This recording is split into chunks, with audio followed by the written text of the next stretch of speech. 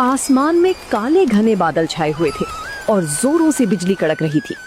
गांव की चौपाल के पास ही संजय और राकेश दोनों की राशन की दुकानें आमने सामने थी। वैसे तो दोनों दोस्त थे, लेकिन धंधे के मामले में दोनों की किस्मत बिल्कुल अलग थी। संजय की दुकान पर सुबह से शाम तक ग्राहकों की लाइन लगी रहती थी, जबकि राकेश मक्खियां मारता रहता था। राकेश बहुत सीधा इंसान था, लेकिन घर चलाने की चिंता उसे हमेशा सताती थी। अरे राकेश भाई, आज बोहनी हुई कि नहीं, या सिर्फ हवा खा रहे हो? देखो, मेरी दुकान में तो पैर रखने की जगह नहीं है। संजय भाई, किस्मत किस्मत की बात है। तुम्हारी दुकान अच्छी चल रही है, भगवान तुम्हें और बरकत दे। हमारी तो बस दाल रोटी चल जाए वही बहुत है। अरे भाई, सिर्फ किस्मत नहीं, दिमाग की बात होती है। ग्राहक को कैसे फंसाना है, ये कला हर किसी के पास नहीं होती। अब तुम्हारी दुकान को ही देख लो, सारा सामान धूल खा रहा है। सामान तो सब अच्छा है संजय भाई, बस ग्राहक मेरी दुकान की तरफ मुड़ता ही नहीं। समझ नहीं आता क्या करूं। तभी राकेश की दुकान पर गांव के सरपंच जी आए, लेकिन वो राकेश की दुकान के आगे खड़े होकर संजय को आवाज देने लगे। संजय, जरा 2 किलो चीनी और 1 पैकेट चाय पत्ती देना भाई, जल्दी करना, घर पर मेहमान आए हैं। आइए आइए सरपंच जी, अभी देता हूँ। आपके लिए तो बिल्कुल ताजा और बढ़िया माल रखा है। राकेश ये सब देख रहा था। उसे बुरा तो लग रहा था, लेकिन वो कुछ बोल नहीं पा रहा था। जब सरपंच चले गए तो राकेश ने अपनी दुकान का शटर गिराने का फैसला किया। आज फिर खाली हाथ घर जाना पड़ेगा। घर में राशन के पैसे भी खत्म होने को आए हैं। हे भगवान, कोई तो रास्ता दिखा। राकेश दुकान बढ़ाकर अपने घर की तरफ चल दिया। रास्ते में ठंडी हवाएं चल रही थीं और बारिश की बूंदें गिरने लगी थीं। राकेश को खाना बनाने का बहुत शौक था और उसके हाथ में जादू था। वो जब भी घर पर कुछ बनाता, महक पूरे मोहल्ले में फैल जाती थी। लेकिन इस हुनर से पैसे कैसे कमाए जाएं, ये उसे नहीं पता था। घर पहुंचकर राकेश ने अपनी साइकिल खड़ी की। उसकी पत्नी सुधा दरवाजे पर ही खड़ी उसका इंतजार कर रही थी। आज बड़ी जल्दी आ गई जी, चेहरा इतना उतरा हुआ क्यों है? सब ठीक तो है ना? क्या ठीक रहेगा सुधा, आज पूरे दिन में सिर्फ 50 रुपए की बिक्री हुई है। संजय की दुकान पर पैर रखने की जगह नहीं थी और मेरी दुकान पर सन्नाटा पसरा हुआ था। आप हिम्मत मत हारिए, भगवान ने एक रास्ता बंद किया है तो दूसरा जरूर खोलेगा। आप हाथ मुंह धो लीजिए, मैं आपके लिए गर्मा गर्म चाय लाती हूँ। राकेश चारपाई पर बैठ गया और बाहर होती बारिश को देखने लगा। उसकी किस्मत भी इस धुंधली बारिश जैसी ही लग रही थी, जहाँ आगे का कुछ साफ दिखाई नहीं दे रहा था। बाहर बारिश तेज हो चुकी थी। मिट्टी की सौंधी खुशबू के बीच राकेश रसोई में चला गया। उदास मन को हल्का करने के लिए उसने खुद ही चाय और आलू के चटपटे पकौड़े बनाने शुरू कर दिए। जब पकौड़ों की खुशबू बाहर तक गई तो सुधा मुस्कुराती हुई रसोई में आई। वाह जी वाह, आपके हाथ के इस स्वाद का तो कोई मुकाबला ही नहीं है। गांव का बड़े से बड़ा हलवाई भी आपके आगे फेल है। अरे सुधा, इस स्वाद का क्या करूं? पेट भरने के लिए तो राशन की दुकान चलनी जरूरी है ना। लोग तारीफ तो बहुत करते हैं, लेकिन इससे घर का खर्च नहीं चलता। एक बात कहूँ जी, गुस्सा तो नहीं करोगे? अरे कहो सुधा, इस मुश्किल वक्त में गुस्सा कैसा? जो मन में है साफ साफ कहो। देखिए, बाहर कितनी तेज बारिश हो रही है। इस मौसम में हर किसी का मन कुछ गर्मा गर्म और चटपटा खाने का करता है। अपनी दुकान में वैसे भी राशन का सामान कम ही बिक रहा है, क्यों ना हम दुकान के आगे एक छोटा सा स्टॉल लगा लें? स्टॉल? पर किस चीज का स्टॉल सुधा? हलवाई का काम तो मुझे नहीं आता और उसमें तामझाम भी बहुत है। अरे हलवाई का काम कौन कह रहा है? अपनी दुकान में मैगी के इतने सारे पैकेट पड़े हैं जो बिक नहीं रहे हैं। आप उन मैगी के पैकेट्स को निकालिए और अपनी खास मसालों वाली चटपटी मैगी बनाकर बेचना शुरू कीजिए। मुझे पक्का यकीन है आपकी मैगी का स्वाद सबको दीवाना बना देगा। मैगी? गांव के लोग मैगी खाएंगे क्या सुधा? अरे जी, आजकल के लड़के लड़कियां और शहर से आने जाने वाले लोग मैगी बहुत चाव से खाते हैं, और फिर जब आप उसमें अपने हाथ का जादू मिलाओगे तो कोई मना नहीं कर पाएगा। मैं घर के मसाले कूट कर दे दूंगी, आप बस अपनी कला दिखाना। कोशिश करने में क्या हर्ज है? ठीक है सुधा, कल सुबह मैं दुकान पर थोड़ा जल्दी जाऊंगा। एक बड़ा स्टोव और कढ़ाई का इंतजाम करता हूँ। देखते हैं ये बारिश हमारी किस्मत बदलती है या नहीं। अगली सुबह आसमान में घने काले बादल छाए हुए थे और रिमझिम बारिश शुरू हो चुकी थी। राकेश सुबह सुबह ही अपनी दुकान पर पहुंच गया था। वो अपने साथ घर से एक बड़ा स्टोव, कढ़ाई, कुछ कटी हुई सब्जियां और सुधा के हाथ के पिसे हुए खास मसाले लेकर आया था। उसने अपनी राशन की दुकान के ठीक आगे एक बड़ा छाता लगाया और उसके नीचे स्टोव सेट कर दिया। सामने की दुकान पर संजय अपनी गद्दी पर बैठा राकेश को देख रहा था। राकेश को बर्तन चमकाते देख संजय से रहा नहीं गया और वो हंसती हुई सड़क पार करके राकेश के पास आ गया। अरे राकेश भाई, ये सुबह सुबह क्या तमाशा लगा है? राशन की दुकान बंद करके क्या अब चाय पकोड़े का ठेला खोलने का इरादा है? नहीं संजय भाई, तमाशा नहीं है। दुकान में मैगी के पैकेट काफी समय से रखे थे।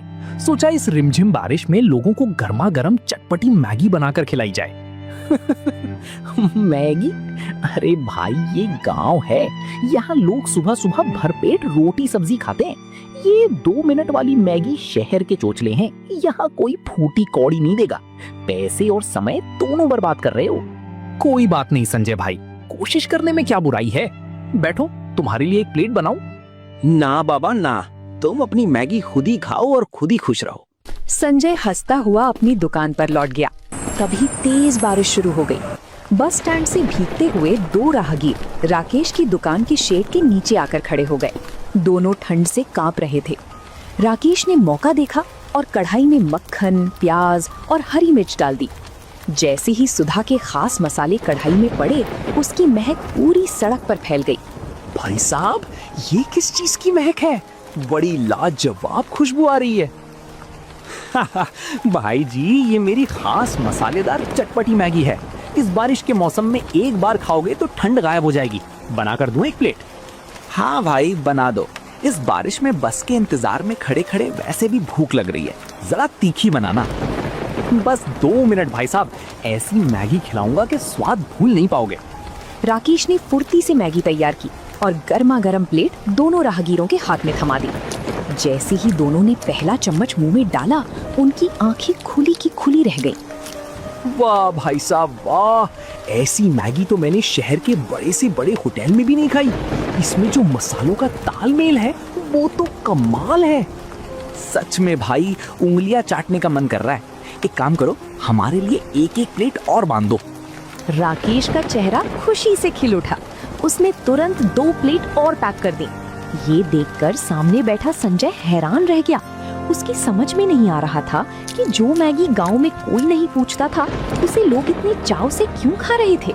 राकेश की पहली बोहनी उम्मीद से कहीं ज्यादा अच्छी हो चुकी थी। दोपहर होते होते बारिश और तेज हो गई, लेकिन राकेश की दुकान पर अब राहगीरों के साथ साथ गांव के युवा लड़के भी जुटने लगे थे। संजय अपनी दुकान में अकेला बैठा ये सब देख रहा था। उसकी राशन की दुकान पर आज गिने चुने लोग ही आए थे, क्योंकि सबका ध्यान तो राकेश की चटपटी मैगी पर था। संजय के दिल में जलन की आग सुलगने लगी थी। तभी गांव के रामू काका छाता तानकर संजय की दुकान पर आए। आइए रामू काका, कहिए क्या सामान निकालूं? आज तो बढ़िया बासमती चावल भी आया है। अरे नहीं संजय, सामान तो घर में है। मैं तो बस ये देखने आया था कि राकेश की दुकान पर इतनी भीड़ क्यों है, वहाँ क्या बिक रहा है? अरे काका, कुछ नहीं, वो 2 मिनट वाली नूडल्स बेच रहा है। पता नहीं लोगों की अकल कहाँ घास चरने गई है जो इसे खाने के लिए लाइन लगा के खड़े। अच्छा, खुशबू तो बड़ी अच्छी आ रही है भाई। जरा मैं भी चक्कर आता हूँ, देखूं तो सही राकेश ने क्या नया हुनर सीखा है। ये कहकर रामू काका संजय की दुकान से उठकर राकेश के पास चले गए। संजय गुस्से में लाल पीला हो गया। इस राकेश की इतनी हिम्मत! कल तक मेरी दुकान के आगे हाथ जोड़कर खड़ा रहता था और आज इसके पास पैर रखने की जगह नहीं है। गांव का हर बड़ा छोटा आदमी इसकी मैगी का दीवाना हुआ जा रहा है। मुझे कुछ तो करना पड़ेगा, वरना ये मेरी बची कुची गाहकी भी खा जाएगा। शाम को जब राकेश दुकान बढ़ाकर घर पहुंचा तो उसका चेहरा खुशी से चमक रहा था। उसने जेब से नोटों की गड्डी निकाली और सुधा के हाथ में रख दी। सुधा, तुम्हारा आइडिया तो बिल्कुल तीर की तरह निशाने पर लगा। आज मैगी के सारे पैकेट बिक गए और मुझे राशन की दुकान से महीने भर में जितनी कमाई नहीं होती थी, उतनी आज एक दिन में हो गई। मैंने कहा था ना जी, आपके हाथ के स्वाद की कदर एक दिन जरूर होगी। ये तो बस शुरुआत है। हाँ सुधा, लेकिन सामने संजय का चेहरा देखने लायक था। वो गुस्से में मुझे ऐसे देख रहा था जैसे मैं उसकी जमीन हड़प रहा हूँ।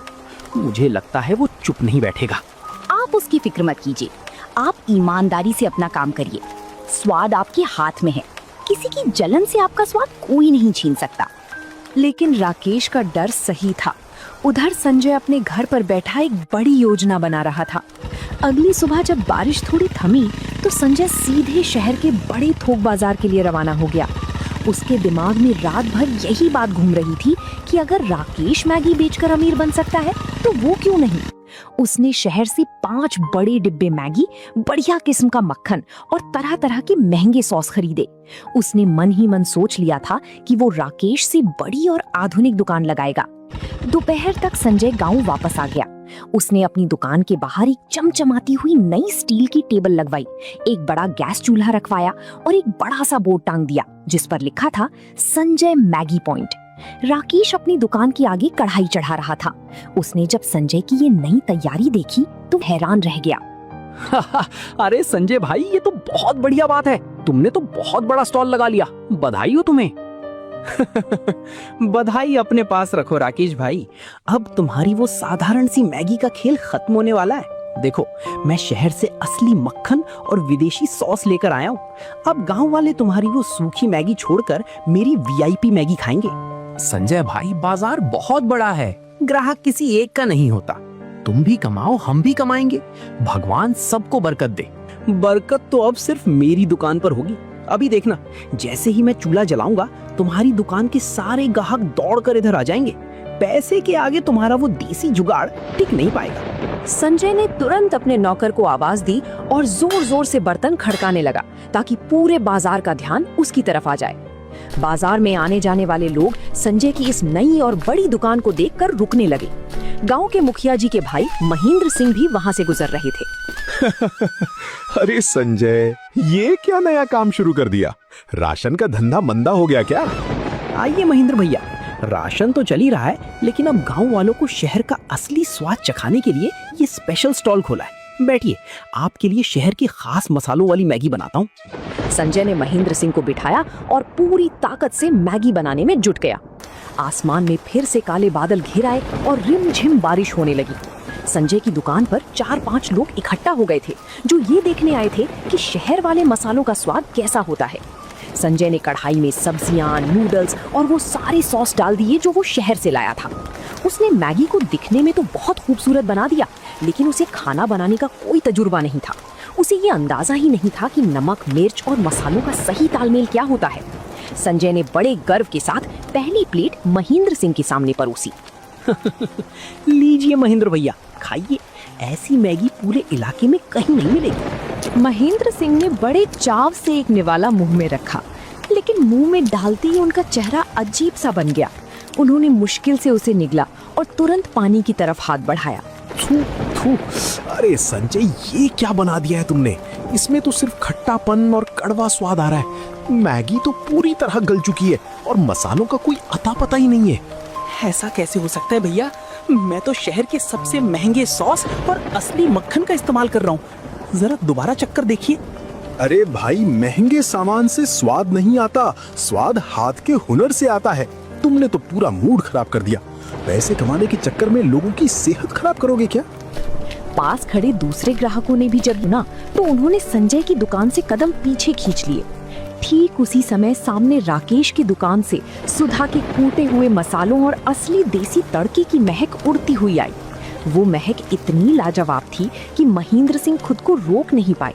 भाई, खुशबू तो असली उधर से आ रही है। चलो भाई, राकेश की दुकान पर ही चलते हैं। वहाँ कम से कम तसल्ली का खाना तो मिलता है। महेंद्र सिंह और उनके साथ खड़े सभी लोग संजय की दुकान छोड़कर राकेश की स्टॉल की तरफ चल दिए। संजय हाथ में कड़छी पकड़े अपनी खाली दुकान में खड़ा रह गया।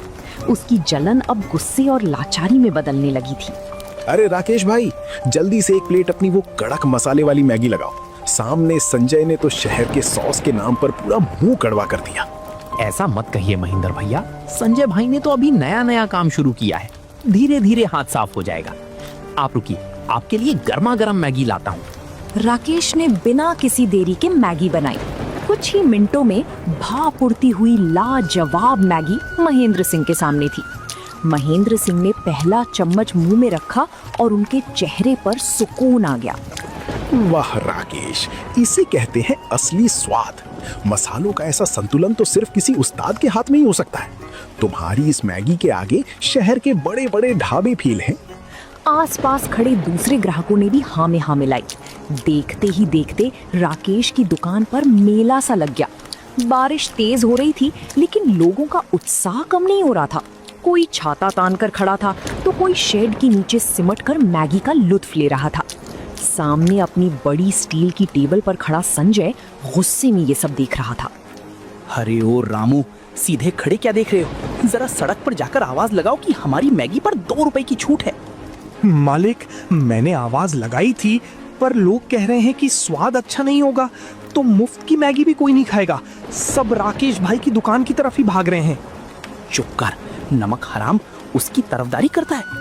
कल तक जो मेरे सामने सीधे मुंह बोल नहीं पाता था, आज उसकी इतनी पूछ हो रही है। मुझे ये बर्दाश्त नहीं हो रहा। कुछ तो ऐसा करना होगा कि इसका ये तमाशा हमेशा के लिए बंद हो जाए। संजय को राकेश की सफलता फूटी आंख नहीं भा रही थी। 2-3 दिन और बीत गए। बारिश का सिलसिला लगातार जारी था। राकेश की दुकान का नाम अब पूरे गांव के साथ साथ आसपास के 2-4 गांव में भी फैल चुका था।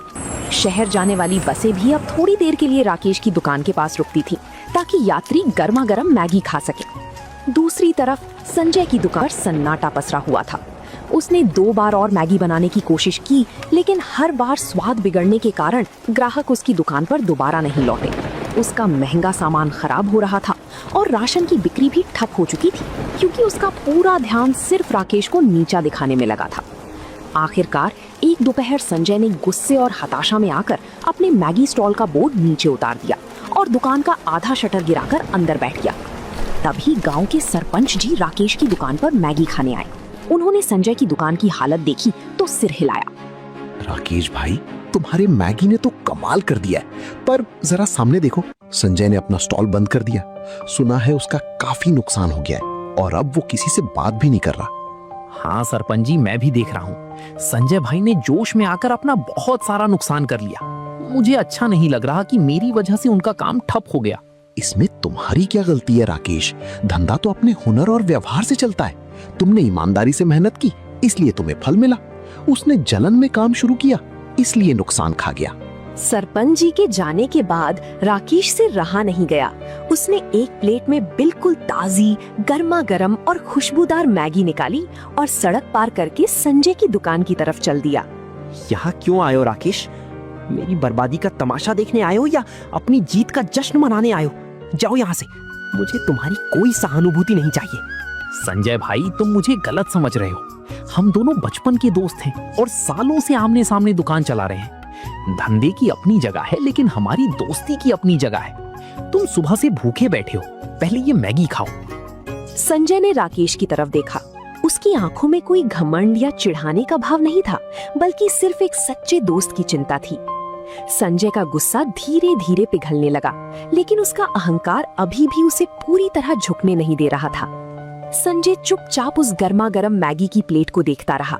उसकी नाक में मसालों की वही लाजवाब खुशबू आ रही थी जिसने पूरे गांव को दीवाना बना रखा था। राकेश के बार बार कहने पर संजय ने भारी मन से एक निवाला मुंह में रखा। जैसे ही मैगी उसके मुंह में गई, उसे समझ आ गया कि वो क्यों हार गया था। उस स्वाद में सिर्फ मसाले नहीं थे, बल्कि राकेश की मेहनत और ईमानदारी का जादू था। संजय की आंखों में आंसू आ गए। राकेश भाई, मुझे माफ कर दो। मैं कितना अंधा हो गया था। तुम्हारी दुकान चलती देख मेरे मन में इतनी जलन पैदा हो गई कि मैं भूल गया कि तुम मेरे बचपन के दोस्त हो। मैंने तुम्हें नीचा दिखाने के लिए क्या कुछ नहीं किया। अरे संजय भाई, कैसी बातें करते हो? पुरानी बातों को यहीं छोड़ दो। दोस्त हो तुम मेरे। गुस्सा और मुकाबला तो अपनों में ही होता है। दिल छोटा मत करो। नहीं राकेश, आज मुझे समझ आया कि धंधा सिर्फ पैसे और बड़ी दुकान से नहीं चलता। मैं शहर से महंगे सॉस और बर्तनों का तमाशा लेकर आया, लेकिन मेरे दिल में खोट था। तुम्हारे हाथ में वो हुनर और सादगी है जो पैसे से नहीं खरीदी जा सकती। मेरी दुकान ठप होनी ही थी। संजय भाई, तुमने कभी खाना बनाने का काम नहीं किया था, इसलिए शुरुआत में ऐसा हुआ। राशन की दुकान में तुम्हारा कोई मुकाबला नहीं है। तुम्हारी समझ और व्यापार करने का तरीका मुझसे कहीं बेहतर है। अगर हम दोनों मिलकर काम करें तो हम बहुत आगे जा सकते हैं। मिलकर? पर राकेश, मेरा तो मैगी का धंधा पूरी तरह ठप हो चुका है। मैं भला तुम्हारे किस काम आऊंगा? संजय भाई, मेरी दुकान पर ग्राहकों की इतनी भीड़ होती है कि मैं अकेला संभाल नहीं पाता। सामान लाना, हिसाब किताब रखना और व्यवस्था संभालना मेरे बस की बात नहीं है। अगर तुम मेरा साथ दो तो हम इस छोटे से स्टॉल को एक बड़े ढाबे में बदल सकते हैं। संजय ने राकेश की तरफ देखा। उसे यकीन नहीं हो रहा था कि जिस इंसान को वो बर्बाद करना चाहता था, वही आज उसे आगे बढ़ने का रास्ता दिखा रहा था।